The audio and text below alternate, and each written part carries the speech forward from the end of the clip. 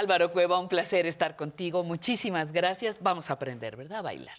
¿Quién será? Entre muchas otras cosas, mi Pati Claro. queridísima, es un privilegio Bienvenido. estar con usted, con esta música preciosa, con esta familia divina, porque hoy la voy a invitar, a viajar en el tiempo con un programa maravilloso, la historia de la cultura. ¡Ojo! A ver, vamos a ver. La pregunta es esta. ¿Qué estaba haciendo usted en 1981? ¿Cómo era su vida? ¿Con quién vivía? ¿Cómo era la tele que veía aquí en el 11? ¿Ya se acordó? Perfecto, porque esto le va a fascinar tanto como a mí. Goce. Somos no solamente sus herederos, sino también sus descendientes. Hemos recibido el equipaje de sus inquietudes y de su aportación. Y por lo tanto no pueden ser ni mexicanos, italianos, españoles, griegos o romanos. Son sencillamente gentes de nuestra especie, así queremos considerarlos. Gentes universales, gentes que realmente han sentido como nosotros, han amado como nosotros, pero han sabido hacerlo de una forma tan profunda, tan intensa, tan elevada, que constituye para nosotros un canon, un parámetro, un arquetipo.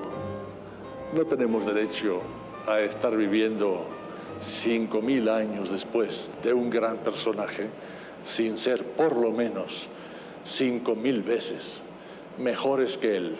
Si no, él seguirá siendo un vanguardista y nosotros unos anacrónicos. ¿A quién se parece? A nuestro productor. Usted. A Paco Gallego, nuestro productor, que por cierto cumplió años, ¿eh? Felicidades. Abrazo, abrazo, abrazo. Mira, traía porra, qué barbaridad.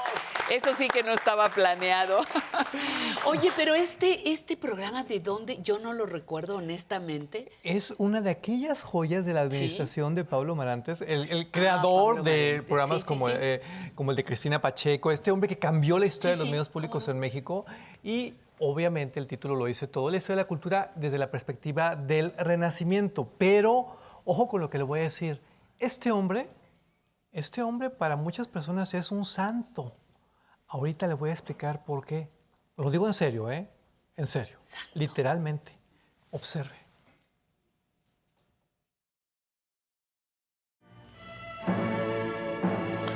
La inquietud que había experimentado, el desconcierto, la angustia en el ámbito de aquella casa que nunca había sido su hogar, prosiguió en la escuela. Quería estar seguro de todo. No estaba dispuesto a sufrir nuevas incertidumbres, nuevos desconciertos, así como había escrutado en los rostros de la feminidad hasta descubrir a su verdadera madre.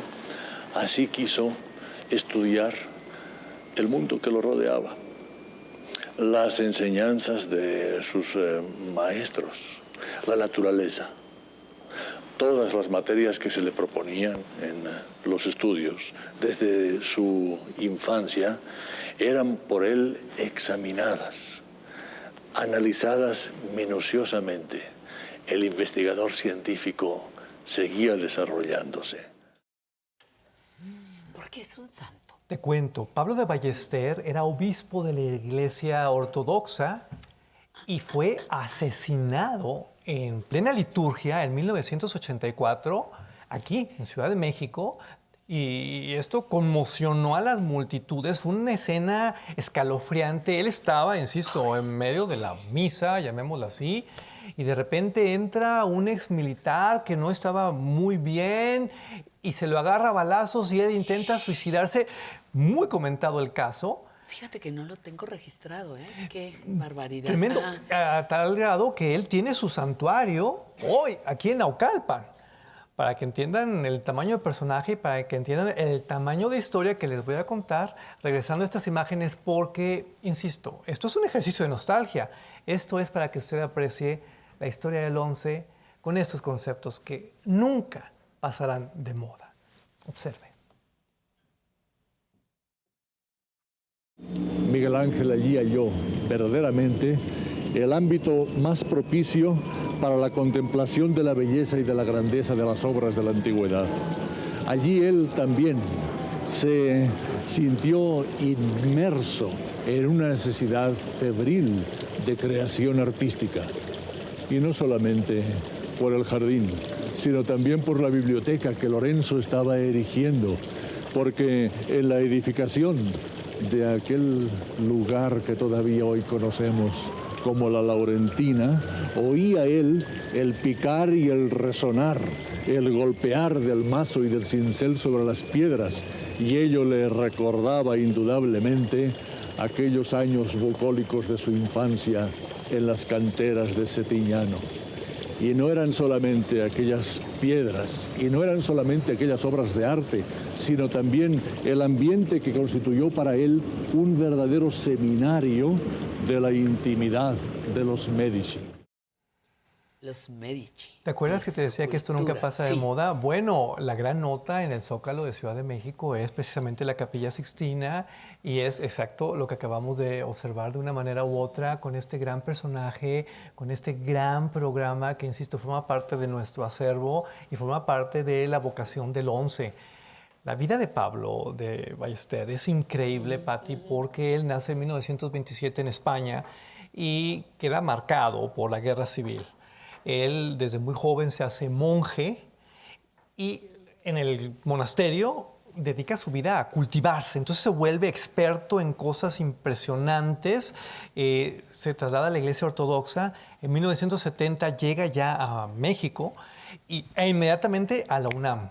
Como académico, como gran figura, escala posiciones en el mundo cultural mexicano y se convierte en una auténtica celebridad que por lo mismo es convocada por el 11 para hacer este tipo de programas. Porque, ojo, este tipo de programas, con todo y que son muy clásicos, no cualquiera los puede poner en pantalla, porque se necesita el conocimiento, se necesita el talento como comunicador, pero además se necesita algo que muy pocas personas tienen, sobre todo cuando hablamos de la cultura en nuestro contexto latinoamericano, y es pasión. ¿A usted le consta? La mayoría de la gente que habla de cultura en México tiene miedo como a expresar sus emociones, sus sentimientos. No voy a hacer que se les quite lo ocultos, ¿verdad? No, él no. Él vivía, gozaba y lo comunicaba. ¿No me cree? Mire. A ver. Solamente el Greco, asceta y místico, conventual, gente que pinta como ora, gente de unción, el cual nos dará una obra en llamaradas, en la que poca importancia tendrá la forma, la figura, la perspectiva, la composición, el volumen, y toda la trascendencia tendrá el mensaje, el testimonio de fe. Con el Greco recupera el Renacimiento su sentido cristiano, si no, siempre habríamos sospechado que se trataba de un movimiento pagano con un barniz, disque bautismo cristiano. Es que además lo ves en éxtasis, lo ves gozando. Y eso es lo que a mí me fascina cuando hablamos de cultura, cuando hablamos de arte, cuando hablamos de ciencia aquí en el 11. Porque si no hay pasión, si no hay gozo, pues no hay comunicación. Usted en casa no siente, no se entera y sobre todo no siente esta necesidad de profundizar, de ir más allá, esta cosa bonita que tiene la gran televisión pública, la gran televisión cultural. Y ahora quiero que observe la parte técnica, porque sí, las cosas han cambiado y voy a aprovechar para hacerle un homenaje a un sector que casi nunca recibe reconocimiento en la industria de la comunicación mexicana. Vea, pero escuche. Pero fue allí, en Venecia, en donde al contacto, al conjuro con los colores orientales, con los púrpuras, con los magentas, con los morados, imperiales y episcopales, bizantinos, aquella pintura pasó del antiguo temple, sustancia gelatinosa que fácilmente se resquebrajaba, a la gloriosa, luminosa, radiante pintura al óleo, mucho más brillante, en la que mejor se conservaban las obras y en la que la gloria de la luz y del color podían irradiar en todo su esplendor. Estamos hablando de la fotografía y del audio, ¿no? Exacto. Que si fuera riguroso radio, yo te hubiera dicho, no, es el pésimo lugar, se oye ahí un ruido extraño, pero aquí ves la fuente. Esa es la parte que yo quería reconocer, mandar un abrazo a toda la gente que trabaja en la parte de audio de la televisión pública mexicana, porque, créanme, le batallan para que la fuente no se escuche más que la voz del conductor. Y estamos hablando de otro momento histórico, de otra tecnología, de otros recursos, pero sigamos disfrutando de la historia de la cultura.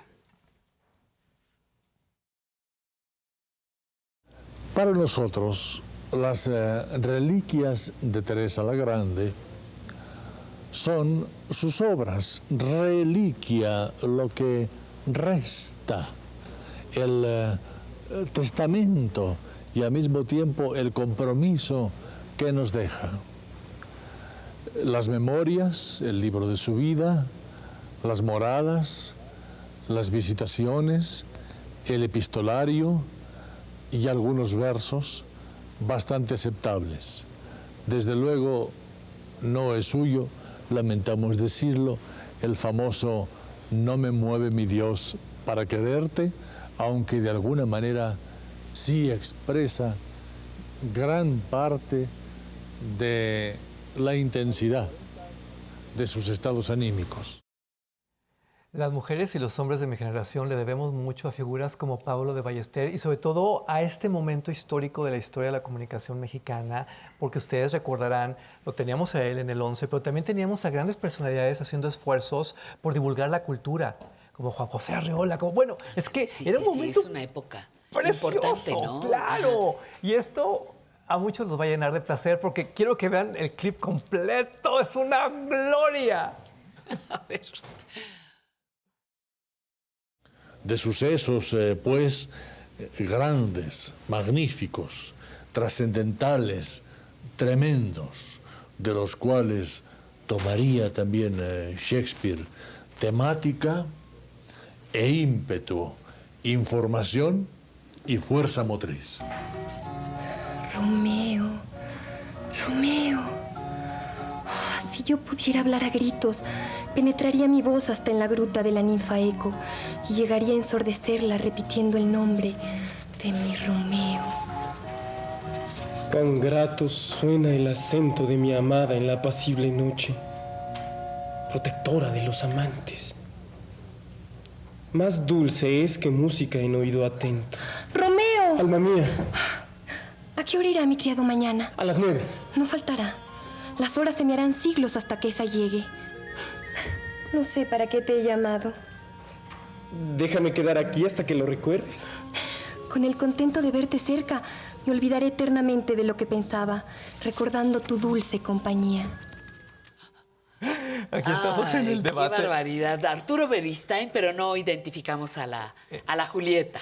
Si usted sabe, por favor, en nuestras redes sociales, ahí participe porque estamos luchando por descubrir quién era esta actriz maravillosa. Pero qué bonito clip, qué bonita época y qué manera tan entrañable de acercarnos a la cultura. Por último, observe esto, por favor, porque además tiene que ver con nosotros. Y ojo con el cable.